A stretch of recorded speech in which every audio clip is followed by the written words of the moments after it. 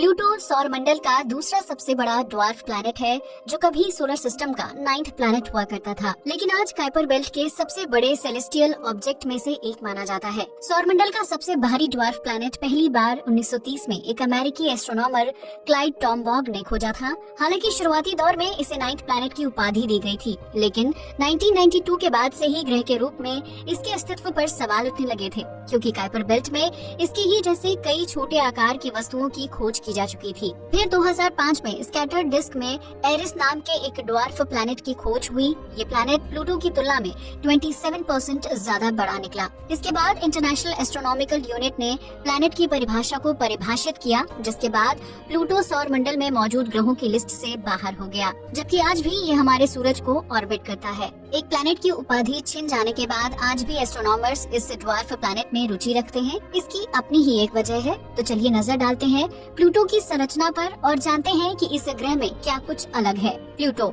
इस प्लैनेट पर खुलकर अगर बात करें तो पाते हैं कि प्लूटो को बौने ग्रह के नाम से भी जाना जाता है। सोलर सिस्टम के आखिर में ये ग्रह बहुत छोटा है, लेकिन वॉल्यूम में सबसे बड़ा ट्रांस नेपच्यून ऑब्जेक्ट है। इसका आकार पृथ्वी के चांद से सिर्फ 1/3 है। प्लूटो यूएसए की चौड़ाई का आधा है। सूरज के इर्द गिर्द इसकी परिक्रमा की ऑर्बिट भी बहुत बेढंगी है। ये ग्रह कभी कभी नेपच्यून की ऑर्बिट के अंदर जाकर 7.4 बिलियन किलोमीटर की दूरी से सूरज का चक्कर लगाता है। इसे सूरज की एक परिक्रमा करने में कुल 248 साल का वक्त लग जाता है। प्लूटो काइपर बेल्ट में मौजूद बाकी वस्तुओं की तरह ही ज्यादातर नाइट्रोजन, पानी की बर्फ और पत्थर का बना हुआ है। इसका डायमीटर 2300 किलोमीटर है, जो कि पृथ्वी का 14% है। दिखने में ये काला, नारंगी और सफेद रंग का मिक्सचर है। इसके रंग में काफी वेरिएशंस पाए जाते हैं, जो कि सौर मंडल की बाकी वस्तुओं में पाना आम बात नहीं है। ऐसा इसलिए क्योंकि सौर मंडल में ज्यादातर वस्तुएं मिलते जुलते रंग में मिलती हैं। 1983 से 2003 के बीच किए गई स्टडी में ये बात सामने आई थी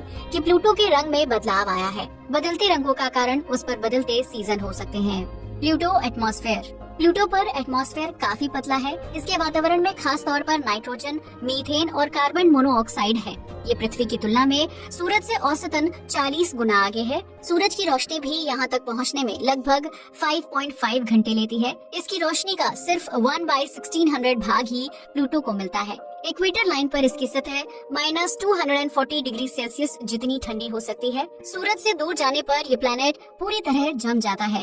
ऐसे में इस पर ठंड बढ़ जाती है। इसके वातावरण में मौजूद गैसें जमकर बर्फ की तरह सतह पर गिर जाती हैं और पेरिहीलियन पर जब सतह पर पड़ी बर्फ पिघल जाती है तो गैस बनकर वायुमंडल में आ जाती है। Pluto and its moon. छोटे आकार के ड्वार्फ होने के बावजूद इसके 5 चांद हैं।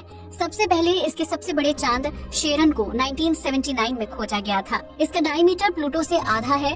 फिर 2005 में एस्ट्रोनॉमर्स को प्लूटो के 3 और चांद मिले, जिनका नाम निक्स, हाइड्रा और स्टिक्स रखा गया। सबसे आखिर में प्लूटो के 5वें चांद करबेरोस को 2011 में ढूंढा गया। प्लूटो का सबसे बड़ा चांद शेरन उसके सबसे करीब है। हिस्ट्री। जैसा कि हमने आपको बताया कि अमेरिकी एस्ट्रोनॉमर क्लाइड टॉमबॉग द्वारा प्लूटो को 1930 में खोज निकाला गया था और इसे सौर मंडल का 9वां ग्रह मान लिया गया। लेकिन धीरे धीरे वक्त के साथ इस प्लैनेट के बारे में कई चीजें पता चली, जिसके बाद एस्ट्रोनॉमर्स ने इसके ग्रह होने के अस्तित्व पर सवाल करने खड़े कर दिए, जिसका नतीजा ये हुआ कि 2005 में प्लूटो को सौर मंडल में मौजूद ग्रहों की सूची से बाहर कर दिया गया। इसका सबसे बड़ा कारण था कि लगभग सभी ग्रह परफेक्ट सर्किल में सूरज को चारों ओर से ऑर्बिट करते हैं, लेकिन प्लूटो सभी ग्रहों में थोड़ा सा अलग रहा।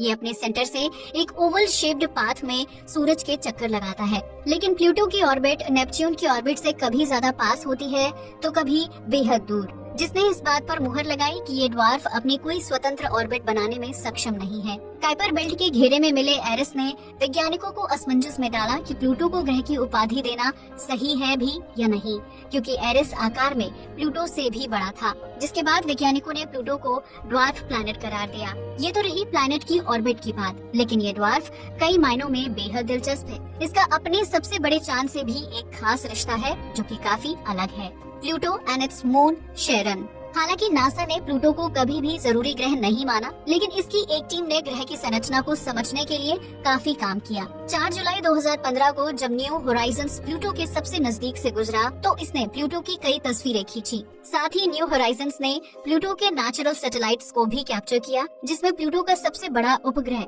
शैरन भी शामिल था। अपनी यात्रा के दौरान जब न्यू होराइजन प्लूटो के करीब 28,800 किलोमीटर करीब से गुजरा तो न्यू होराइजन्स ने पाया कि शैरन प्लूटो ग्रह के बहुत करीब से चक्कर लगाता है। ये दोनों अंतरिक्ष में एक पॉइंट के चारों ओर चक्कर लगाते हुए दिखते हैं। देखने में ये ग्रह उपग्रह का जोड़ा इस तरह से एक सीध में होता है कि इनका दूसरा कोना दिखाई नहीं देता, यानी दूर से देखने पर प्लूटो और शैरन ऐसे दिखते हैं जैसे वो दोनों एक दूसरे के ऊपर हों। सरल शब्दों में कहा जाए तो जिस तरह पृथ्वी और चंद्रमा हमें केवल अपना एक पक्ष दिखाते हैं, ठीक उसी तरह प्लूटो और शैरन एक दूसरे को केवल एक ही चेहरा दिखाते हैं। ये सुनने में काफी अटपटा सा लगता है, क्योंकि आमतौर पर सभी चंद्रमा अपने ग्रह के चक्कर लगाते हुए उससे बंधे हुए दिखते हैं, लेकिन कोई भी ग्रह अपनी नेचुरल सैटेलाइट के साथ बंधा हुआ नहीं होता है। प्लूटो अपने इस चांद से बाकी चंद्रमा के मुकाबले ज्यादा बंधा हुआ लगता है। वैज्ञानिकों का मानना है कि प्लूटो और शैरन के बीच की औसत दूरी 19,640 किलोमीटर है, यानी ये ग्रह उपग्रह का जोड़ा एक दूसरे से थोड़ी ही दूरी पर है। ऐसे में छोटी दूरी के चलते दोनों पर टाइडल इफेक्ट्स का गहरा प्रभाव पड़ता है और यही कारण है कि प्लूटो अपने चंद्रमा की ओर पूरी तरह समर्पित लगता है। हालांकि स्पेस में ये दोनों एक जोड़े से लगते हैं, लेकिन एस्ट्रोनॉमर्स का मानना है कि इन दोनों का ओरिजिन एक नहीं हो सकता। इसका कारण ये है कि शैरन अपने प्लैनेट प्लूटो से दिखने में काफी अलग है। प्लूटो की तुलना में शैरन बहुत डीप है। इसके बाकी चंद्रमाओं के बारे में अगर बात करें तो हम पाते हैं कि ये उपग्रह बहुत छोटे हैं और प्लूटो से काफी दूर मौजूद हैं। New Horizons and Pluto atmosphere. NASA के न्यू होराइजन शोध यान ने प्लूटो के वातावरण के बारे में भी वैज्ञानिकों को कई जानकारियां दी। इस ग्रह के छोटे आकार और कमजोर ग्रेविटी फोर्स से पता चला कि इस बौने ग्रह का वातावरण इसकी सतह से काफी ऊंचा है। इसका वातावरण बहुत ही गहरा और विशाल है। प्लूटो पर पाया जाने वाला एटमॉस्फेरिक प्रेशर 10 माइक्रोबार से भी कम है।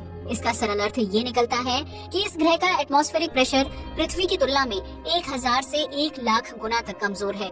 अगर हम इस ग्रह के इतिहास पर एक नजर डालें तो पाएंगे कि लगभग 9 लाख साल पहले प्लूटो पर एटमॉस्फेरिक डेंसिटी 18 से 280 मिलीबार थी। आज के वक्त में प्लूटो की संरचना ऐसी है कि एक साल में इसकी एटमॉस्फेरिक डेंसिटी में 4 से 13 माइक्रोवेक्टर तक का अंतर आता है। ये तब होता है जब प्लूटो के वातावरण में मौसमी बदलाव होता है। Pluto and Sputnik Planitia. New Horizons जब प्लूटो के करीब से गुजरा तो इस शोधयान ने प्लूटो के कई रहस्यों पर से पर्दा उठाया। बता दें कि प्लूटो ग्रह की सतह का सबसे बड़ा फीचर है इस पर जमी हुई बर्फ। इस ग्रह पर दिल की आकृति में बर्फ जमी हुई है। इस बर्फ का वजन इस छोटे ग्रह पर बहुत ज्यादा लगता है। 25 डिग्री नॉर्थ लैटिट्यूड पर ये आइस स्पुतनिक प्लैनेशिया के नाम से जानी जाती है। ये प्लूटो के इक्वेटर पर एक व्हाइट कलर्ड बेसिन है। आंकड़ों के आधार पर किए गए अध्ययन से पता चलता है कि स्पुतनिक प्लैनेशिया की बर्फ कम से कम 12 से 3 किलोमीटर मोटी है। इसका मतलब ये है कि प्लूटो के मास का न्यूनतम प्रतिशत 0.03 अकेले इस आइस कैप में है। वैज्ञानिकों द्वारा किए गए अध्ययनों के अनुसार प्लूटो की 98% सतह नाइट्रोजन बर्फ की है और प्लूटो की सतह पर औसत तापमान हमेशा -229 डिग्री सेल्सियस तक रहता है। न्यू होराइजन्स के द्वारा जमा किए गए आंकड़ों से पता चलता है कि प्लूटो पर मौजूद ग्लेशियर्स पिघलकर पर्वतों और क्रेटर के बीच से बहते हैं। जब इस तापमान में वृद्धि होती है तो प्लूटो पर मौजूद नाइट्रोजन बर्फ पिघलकर लिक्विड फॉर्म में आ जाती है। प्लूटो पर दिल के आकार में स्पुतनिक प्लैनेशिया के इलाके में कोई गड्ढा नहीं है। इससे पता चलता है कि स्पुतनिक प्लैनेशिया प्लूटो पर अभी बिल्कुल नया बना है। ये ज्यादा से ज्यादा 10 करोड़ साल ही पुराना है। हालांकि प्लूटो पर बहुत सारे क्रेटर हैं, लेकिन बाकी सभी क्रेटर्स की सतह बहुत पुरानी है। बता दें कि इस बौने ग्रह के ऊपर पानी की बर्फ से बनी विशाल पर्वत श्रृंखलाएं भी बनी हुई हैं। इन पहाड़ों के बीच कुछ क्रायो वोल्केनोज भी हो सकते हैं और वैज्ञानिकों का अनुमान है कि प्लूटो पर राइट मॉन्स नाम का क्रायो वोल्केनो इसकी सबसे ऊंची चोटियों में से एक हो सकता है।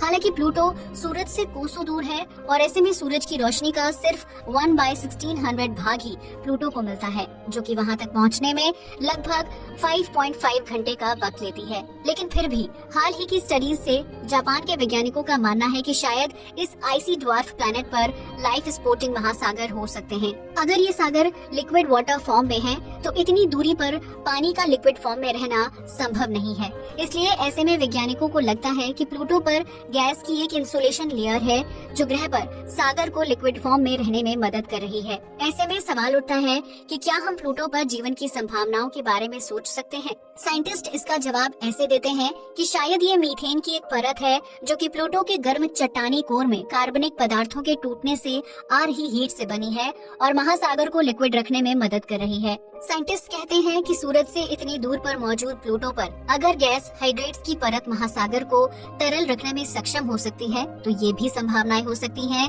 कि प्लूटो पर जीवन हो या फिर दूर स्थित बर्फीला एक्सोप्लैनेट जीवन को सपोर्ट करे। आज के लिए बस इतना ही। जय हिंद दोस्तों।